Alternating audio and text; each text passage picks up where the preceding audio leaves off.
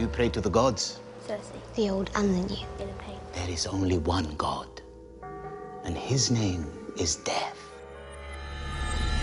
My impetus here is to keep the story more realistic. If you go back to my model of the actual Middle Ages, religion was enormously important. I've been all over the world, my boy, and everywhere I go, people tell me about the true gods. They all think they found the right one. One of the things we love about George's world is they're so well and fully realized. There's not one old religion and one new religion. Whether it's the old gods that Ned Stark worshipped or the seven gods that Catelyn Stark worshipped. There are many religions. When you go back into the history of the Seven Kingdoms, the history of Westeros, you find the roots of the religions and how each one has come to be. The seven have never answered my prayers. Perhaps the old gods will. Originally, Westeros was the domain of various non-human races, the children of the forest, and they worshipped the old gods, the gods of the trees, the gods of the rocks and stones, of the mountains, of the streams, who had no names. There were no churches or temples, and there was no priesthood, and the symbol of them was the weirwood trees, these white trees with red leaves and red sap, so when you cut them with a knife, they would seem to bleed. They became the center of the religion of the old gods. Then at a certain point, the first men came to Westeros, the first human beings crossing from Essos. The first men accepted the gods of the children of the forest. In the north, where the lords are still descended from the first men, the old gods are still worshipped. The Starks follow the old religion. In Winterfell, they have the godswood. All these years, and I still feel like an outsider when I come here. You're not an outsider. I wonder if the old gods agree. It's your gods with all the rules. The Starks keep the old god. They also have a little sept there for the seven, because Lady Catelyn, having come up from the south, is a worshiper of the seven. For many centuries, it's been the dominant religion. It was a religion that was brought over hundreds of years ago by the Andals. The entire religion is built around the symbology of seven. The symbol of it is the seven-pointed star. 7 blessings on you, your grace.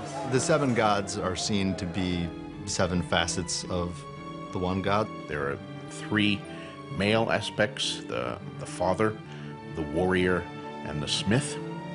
There are 3 female aspects, the mother, the maiden, and the crone. And there's the 7th aspect, the stranger, who is neither male nor female, who represents the unknown, represents death. And each of the 7 aspects of the god has certain things that they're, of course, in charge of. You pray to the mother for healthy childbirth. You pray to the warrior if you want strength in battle. May the 7 guide her and protect her on her journey. May the mother give her health. May the crone give her wisdom. They have both male and female priests who are called septons or septas. They also have the equivalent of monks and friars, who are various orders. One of the most prominent are the Silent Sisters, who take a vow of silence and are in charge of dealing with the bodies of the slain. What's dead may never die. Dead may never die.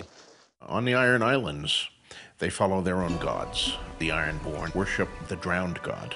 It's a tough place and it's a tough religion. They're seafarers, and their god lives under the sea, and they believe that's where their heaven is. They don't fear dying at sea at all, and they don't fear drowning. When they drown, they will be taken down to the halls of the drowned god under the sea, where mermaids will wait on them, and they will feast and frolic for all time. For worships as a drowned god, the holy water is seawater. When you're young, almost as a baptismal rite, they actually drown you, and then you're brought back to life. Theon had that done to him when he was young, just like his brothers did, and his father and his father's father. When he comes back to the islands, having been away for so long, they're worried whether he's still an Ironborn. I think when Balon first sees his son, he doesn't trust Theon. Does he honor our god, or has he been converted to these religions of the Greenlands? My fears have come true. The Starks have made you theirs. My blood is salt and iron. His father insists that he be blessed with seawater once again. Theon of the House Greyjoy, you would this day consecrate your faith to the drowned god? I would. That baptism is being reinitiated into the faith of his forefathers. Let Theon, your servant, be born again from the sea as you were. He's saying, I'm not a Stark, and he's gone back to the drowned god. What is dead may never die. What is dead may never die.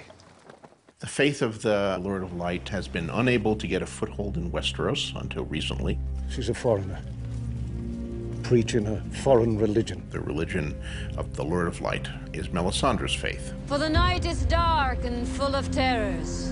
Melisandre, this charismatic priestess from another country. She has powers granted to her by some divine force. She's been there for a while, and she's been trying to convert Stannis. First, you must give yourself to the Lord of Light. I've said the words. It's very focused on prophecy and on ecstatic visions that are received through communion with the flames. I have seen the path to victory in the flames.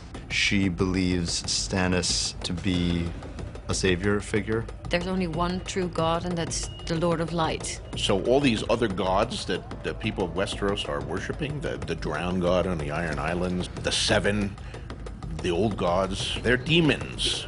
Therefore, in Melisandre's worldview, they have to be destroyed. It's a very black and white view of the universe, which rubs many people the wrong way. All you men were named in the light of the Seven.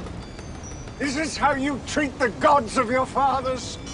Part of accepting the faith of the Lord of Light is, putting all other gods aside. Ultimately, Stannis yields to Melisandre's entreaties and puts the 7 wooden likenesses of the gods of the faith to the fire.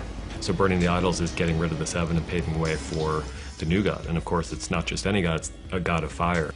He is discarding the gods that he has worshipped since childhood and accepting the Red God and giving himself to the Lord of Light. And in return, Melisandre sees that the Lord of Light gives him a token. Your sword awaits you. Of his role as the prince that was promised by ancient prophecy. And that's the sword Lightbringer. He's able to use the religion as a means to an end. And of course, that end is gaining the Iron Throne.